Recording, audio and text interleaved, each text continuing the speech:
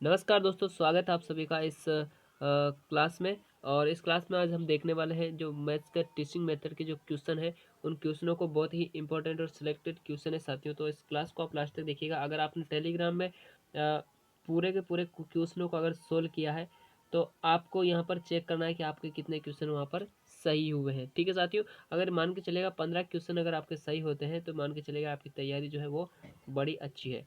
चलेगा साथियों, आज की क्लास की हम शुरुआत करते हैं। पहला प्रश्न आपके सामने रहा कि एक अध्यापक अपनी कक्षा के बालकों को किसी खेत का क्षेत्रफल ज्ञात करने का संप्रत्यय समझाना चाहता है, उसे किस विधि का प्रयोग करना सर्वाधिक उचित रहेगा। ऑप्शन पहला यहाँ पर है आगमन विधि, निगमन, विश्लेषण या फिर संश्लेषण। तो साथियों देखिएगा, इस क्वेश्चन का जो राइट आंसर होगा वो होगा आपका क्या, विश्लेषण विधि। विश्लेषण विधि के माध्यम से वो यहाँ पर बहुत ही अच्छी तरीके से खेत का जो संप्रत्यय उसको समझा सकता है, क्षेत्रफल उसको समझा सकता है। नेक्स्ट क्वेश्चन कि खालिस्तान कर लेने के पश्चात ही खालिस्तान किया जाता है, यानी कि पहले क्या विश्लेषण किया जाता है उसके बाद संश्लेषण किया जाता है। इस क्वेश्चन का यही मायना पूछना चाह रहा है। विश्लेषण संश्लेषण विश्लेषण, आगमन निगमन या फिर निगमन आगमन। तो साथियों पहले विश्लेषण कर लेने के बाद ही क्या किया जाता है, तो विश्लेषण के बाद ही क्या किया जाता है साथियों, संश्लेषण। इसलिए इस क्वेश्चन का जो राइट आंसर है वो क्या हो जाएगा, ऑप्शन पहला हो जाएगा, विश्लेषण और संश्लेषण। नेक्स्ट क्वेश्चन देखिएगा, प्रयोगशाला विधि का आधार कौन सी विधि को माना जाता है। देखिए प्रयोगशाला विधि का जो आधार माना जाता है साथियों, वो माना जाता है आपकी आगमन विधि को। ऑप्शन नंबर पहला जो है वो आपको करना है राइट आंसर। नेक्स्ट कि प्रदर्शन विधि के लिए कौन सा कथन असत्य है। प्रदर्शन विधि के बारे में कह रहा है, कौन सा जो कथन है वो असत्य है। तो क्या इसमें मूर्त रूप में तथ्यों को समझाया जाता है। बिल्कुल। बालकों की निरीक्षण शक्ति का विकास करती है, करके सीखने के सिद्धांत का पालन करती है, या सैद्धांतिक विज्ञान का तात्कालिक पुनर्बलन देती है। तो साथियों आपको एक ऑप्शन दिख रहा होगा यहाँ पर कि करके सीखने के सिद्धांत पर ये बल देती है। तो बिल्कुल नहीं, यहाँ पर तो केवल बच्चों के सामने प्रदर्शन विषय वस्तु को क्या किया जाता है, प्रदर्शित किया जाता है। उनको देखकर ही बच्चे क्या करते हैं, सीखते हैं। इसलिए इस क्वेश्चन का जो राइट आंसर होगा वो होगा option number C. Next question, प्रायोजना विधि का एक सोपान नहीं है, यानी कि एक सोपान यहाँ पर प्रायोजना विधि का नहीं है, ये आपको देखना है। साथियों आपको पता होगा कि प्रायोजना विधि जो है वो किसकी देन है, तो ये आपको पता है किल पैट्रिक ने इस विधि को दिया था। किल पैट्रिक के द्वारा इस विधि को दिया गया था, जिसमें से इसके जो सोपान बताए गए थे वो बताए गए थे। कुल 6 सोपान इसके माने गए हैं, और इसका कौन सा सोपान इसमें से नहीं है, प्रायोजना की रूपरेखा बनाना, प्रायोजना का मूल्यांकन करना, प्रायोजना का प्रदर्शन करना, या प्रायोजना का लेखा जोखा तैयार करना। तो क्या यहाँ पर इस विधि में क्या प्रायोजना का प्रदर्शन किया जाता है, कि परियोजना बनाकर क्या उसका प्रदर्शन थोड़ी करते हैं। यहाँ पर देखिएगा ऑप्शन नंबर सी हो जाएगा आपका राइट आंसर। नेक्स्ट, आगमन विधि का एक गुण नहीं है, ये मानसिक शक्तियों का विकास करती है, पाठ्यक्रम का विकास तेजी से करती है। इस विधि से प्राप्त ज्ञान स्थायी होता है और प्राथमिक स्तर के विद्यार्थियों के लिए ये श्रेष्ठ विधि है। बिल्कुल साथियों, देखिएगा इस विधि में जो है बी ऑप्शन जो है इस क्वेश्चन का क्या होगा, राइट आंसर होगा। कैसे होगा, क्योंकि देखिएगा साथियों पाठ्यक्रम का विकास तेजी से नहीं करती, क्योंकि विभिन्न सारे उदाहरणों के माध्यम से जब हम कक्षा को पढ़ाएंगे, जब हम विषय वस्तु को स्पष्ट करेंगे तो टाइम तो लगेगा इसे, और जब टाइम लगेगा तो साथियों जो पाठ्यक्रम है वो यहाँ पर समय से पूरा नहीं होगा, समय पर इसको पूरा नहीं किया जाता इस विधि के माध्यम से। इसलिए इस क्वेश्चन का राइट आंसर हो जाएगा बी ऑप्शन। नेक्स्ट कि अच्छी शिक्षण विधि की एक विशेषता नहीं है, तीन तो है लेकिन एक नहीं है। क्या शिक्षक केंद्रित हो, शिक्षक शिक्षण उद्देश्यों की प्राप्ति में सक्षम हो, व्यवहार के तीनों पक्षों का विकास करती हो, या बालकों की रुचि और क्षमताओं मूल प्रवृत्तियों के अनुरूप हो। तो देखिएगा इस क्वेश्चन का राइट आंसर क्या होगा, शिक्षक केंद्रित हो। बिल्कुल नहीं होना चाहिए, एक अच्छी शिक्षण विधि कभी भी शिक्षक केंद्रित नहीं हो सकती। ऑप्शन नंबर पहला हो जाएगा राइट आंसर। नेक्स्ट, आगमन का शिक्षण सूत्र नहीं है, प्रत्यक्ष से प्रमाण, स्थूल से सूक्ष्म, सामान्य से विशिष्ट और उदाहरण से नियम की ओर। बिल्कुल, लेकिन जो सामान्य से विशिष्ट का नियम है वो किसके ऊपर, किसके कौन सी विधि पर चलता है, तो ये निगमन विधि पर चलता है। इसलिए इस क्वेश्चन का राइट आंसर क्या होगा, सी ऑप्शन हो जाएगा इस क्वेश्चन का राइट आंसर। क्वेश्चन नंबर 9 है साथियों कि आगमन विधि का एक सोपान नहीं हो सकता। विभिन्न उदाहरणों की प्रस्तुति करना, ये तो बिल्कुल होता है। उदाहरणों का निरीक्षण करना तथा पैटर्न देखना, सामान्यीकरण करना, सूत्र का ज्ञान कराकर समस्याएं हल करना। तो देखिएगा सूत्र का ज्ञान कराकर समस्याएं हल नहीं की जाती इस विधि के माध्यम से। डी ऑप्शन आपको करना है राइट आंसर, क्योंकि साथियों इसमें तो विभिन्न समस्याओं के माध्यम से सूत्र की स्थापना की जाती है आगमन विधि के माध्यम से। डी ऑप्शन आपको करना है राइट आंसर। नेक्स्ट, जिस विधि द्वारा गणित में स्थायित्व मिलता है, गणित में स्थायित्व मिलता है, आगमन विधि, विश्लेषण विधि, संश्लेषण विधि या फिर निगमन विधि।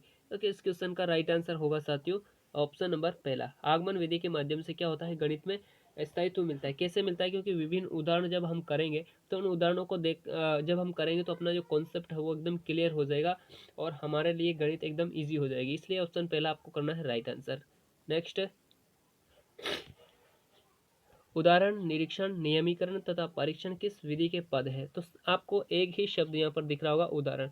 तो सबसे पहले उदाहरण किस विधि के मध्य किस विधि में दिया जाता है, तो आपको पता होगा उदाहरण जो है वो आपका आगमन विधि के अंतर्गत दिया जाता है, इसलिए ऑप्शन सी जो है वो हो जाएगा आपका राइट आंसर। नेक्स्ट,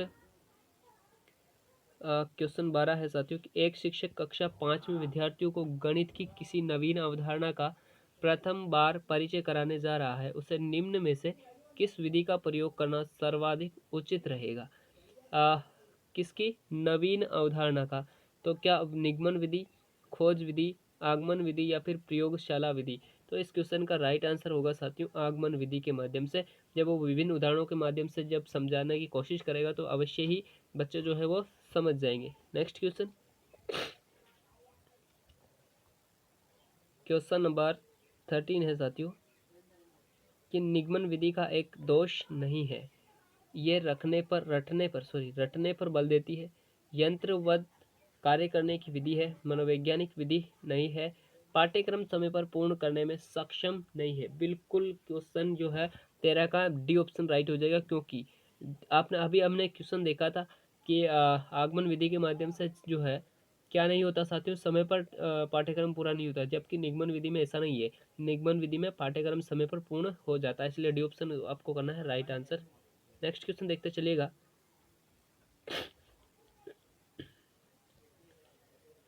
निगमन विधि के संबंध में निम्न में से कौन सा कथन सत्य नहीं है।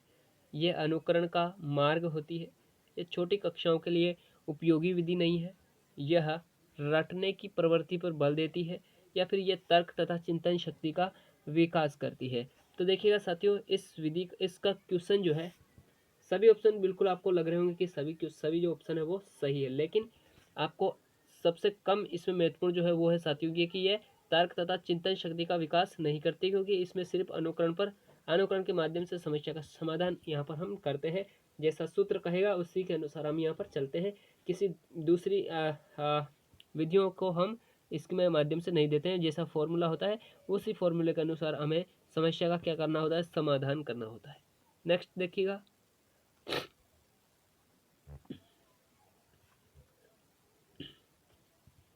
खाली स्थान विधि में सूखी घास में से तिनके को बाहर निकाला जाता है, जबकि खाली स्थान विधि में तिनका स्वयं सूखी घास से बाहर आना चाहता है। इंपॉर्टेंट क्वेश्चन है साथियों। क्या विश्लेषण विधि में पहले विश्लेषण संश्लेषण, संश्लेषण या विश्लेषण, आगमन निगमन या फिर निगमन आगमन। तो देखिएगा साथियों जो संश्लेषण विधि इसमें सब पहला जो आएगा वो आएगा संश्लेषण और बाद में क्या आएगा विश्लेषण। संश्लेषण विधि में सूखी घास में से तिनके को बाहर निकाला जाता है, जबकि विश्लेषण विधि में तिनका स्वयं सूखी घास से बाहर आना चाहता है। ये यहाँ पर बी ऑप्शन क्या होगा, सही होगा। ठीक है, राइट आंसर क्या होगा, बी ऑप्शन होगा। नेक्स्ट देखिएगा कि प्रयोगशाला विधि के संबंध में कौन सा कथन जो है वो सत्य नहीं है। तो ज्ञानेंद्रियों द्वारा ज्ञान अर्जित किया जाता है जो स्थायी होता है, बिल्कुल होता है। कौशलात्मक उद्देश्यों की प्राप्ति में सहायक है। सी ऑप्शन है विवेचनात्मक तथा विश्लेषणात्मक क्षमता का विकास करती है, या फिर अज्ञात से ज्ञात की ओर तथा अमूर्त से मूर्त की ओर अनुसरण करती है। बिल्कुल इस क्वेश्चन का राइट आंसर आपको करना है साथियों कि ये जो है अज्ञात से ज्ञात की ओर नहीं, बल्कि ज्ञात से अज्ञात की ओर और मूर्त से अमूर्त की ओर समस्याओं का समाधान इस विधि के माध्यम से किया जाता है। इसलिए जो ऑप्शन डी है साथियों वो आपको करना है राइट आंसर। क्वेश्चन देखिएगा कि ह्यूरिस्टिक विधि के लिए कौन सा कथन असत्य है। ह्यूरिस्टिक विधि जिसको हम अन्वेषणात्मक विधि, खोज विधि भी हम कहते हैं, विधर्मी विधि भी हम इसको कह देते हैं। ऑप्शन पहला इसका है कि यह अनुसंधानात्मक दृष्टिकोण का विकास करती है। बी ऑप्शन है कि निरीक्षण परीक्षण के सिद्धांत पर आधारित है। सी ऑप्शन है प्रतिभाशाली विद्यार्थियों के लिए श्रेष्ठ विधि है। डी ऑप्शन है कि प्राथमिक स्तर पर शिक्षण के लिए उत्तम विधि है। तो साथियों देखिएगा यहाँ पर प्राथमिक स्तर के लिए ये विधि उपयुक्त नहीं मानी जाती, इसलिए इस क्वेश्चन का हो जाएगा D option right answer. Next, वैज्ञानिक एवं क्रांतिक अभिवृत्ति विकास के लिए सर्वश्रेष्ठ विधि है। वैज्ञानिक एक शब्द आपको पकड़ना है यहाँ पर, वैज्ञानिक, ठीक है। तो वैज्ञानिक विधि आपको यहाँ पर पकड़ना है। प्रायोजना विधि है, प्रयोगशाला विधि है, अन्वेषण विधि है या फिर प्रदर्शन विधि है। तो साथियों अन्वेषण विधि ही इस क्वेश्चन का हो जाएगा राइट आंसर, जिसको हम क्या कह देते हैं, जिसको ही हम ह्यूरिस्टिक विधि भी कहते हैं। क्या कहते हैं? ह्यूरिस्टिक विधि। ऑप्शन कौन सा? सी ऑप्शन हो जाएगा आपका राइट आंसर। नेक्स्ट, कि अन्वेषण विधि के संबंध में उचित कथन है। उचित कथन आपको बताना है।